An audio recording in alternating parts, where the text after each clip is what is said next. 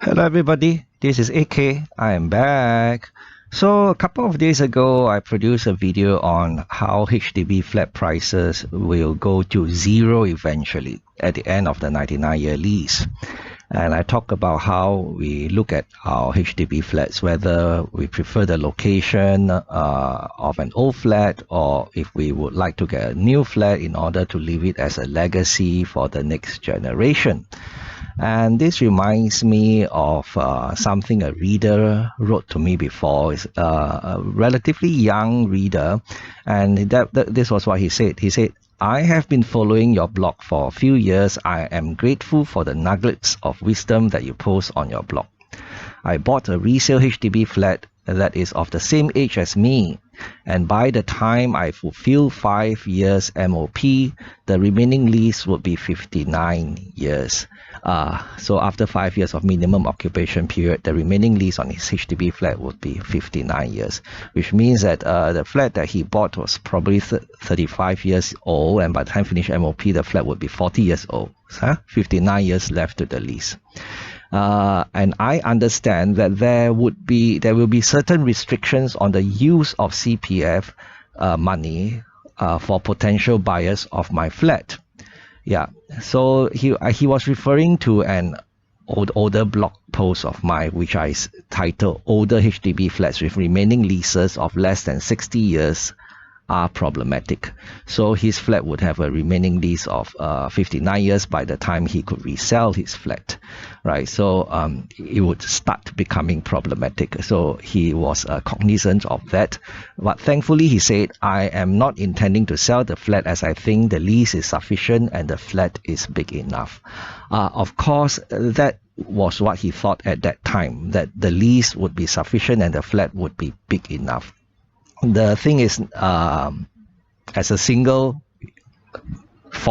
definitely the lease is sufficient and the flat is big enough. But once you get married and if you have children, and you might think that the remaining lease is too short. If you want to pass it on to your children, the flat as a legacy to your children, and of course, he might want to have a bigger flat if he should have children, right? So hard to say, but for now seems quite happy, right? Lease sufficient and flat is big enough. But I want to go back to the point about how he understood that there would be certain restrictions on the use of CPF savings for potential buyers of his flat. And I blog about this issue, which some people are not aware of. Back in 2014, I said that I was exploring HDB's website and have plenty of useful information. And if you're thinking of reselling, this might be a pertinent consideration, right? So the question is, how much of our CPF ordinary account money can be used to pay for a flat?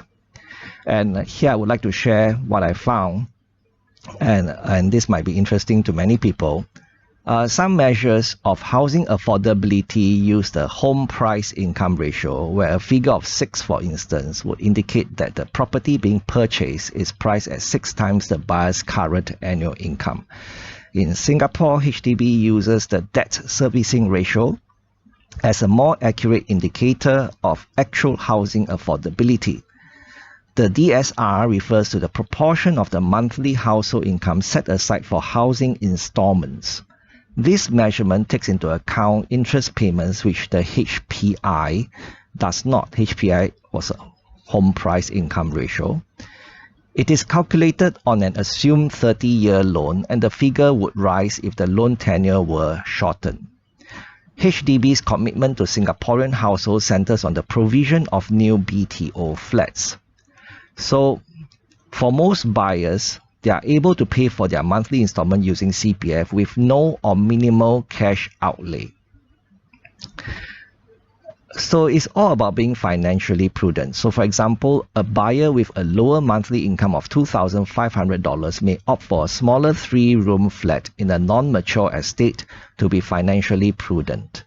This buyer will only need to come up with a very minimal cash outlay of $4 for the monthly installments. So Some people have trouble, right, with money because they overstretch their finances, over-consuming on housing, and it usually happens during the boom years because stories of how people make tons of money selling properties would be plentiful. And I said being greedy at the wrong times and getting the purchase of a property wrong is likely to tie us down and hold us back for a long time, right? And if it doesn't pay us, then it becomes a liability. I always say that. So people always think of property as being an asset, and it's an investment, but it's not an asset until it's fully paid up, right? And I say that with regards to HDB flat, there is less of an issue, if any, when purchasing BTO flats with fresh 99-year leases or resale flats with remaining leases of 60 years or more. The problem is with the purchase of flats with remaining leases of less than 60 years. In fact, for flats with remaining leases of less than 30 years, CPF money cannot be used in their purchase at all. And in that blog post, I shared an infographic to help explain the entire concept. So I'll leave a link in the description box below to that blog post so that you can take a look at the infographic if you are interested to find out more.